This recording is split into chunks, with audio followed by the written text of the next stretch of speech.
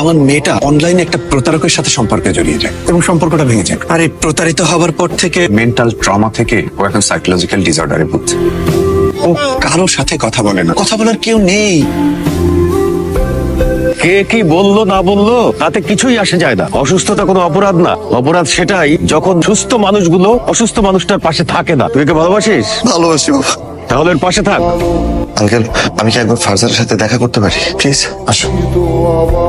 তুমি আসছো, আমি তোমাকে কত খুঁজছি জানো। আমাকে তো বাসা আটকে রাখছে সবাই, আমাকে কোথাও যেতে দেয় না। আমি নাকি পাগল হয়ে গেছি। বাসায় থাকতে থাকতে আমার তো আটকে যাচ্ছে। প্লিজ আমাকে একটু বাইরে নিয়ে যাও না প্লিজ। আমি ওকে একটু বাইরে নিয়ে যাই প্লিজ।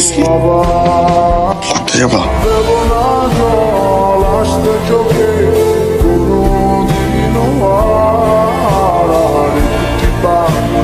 দাও যদি জল বোঝার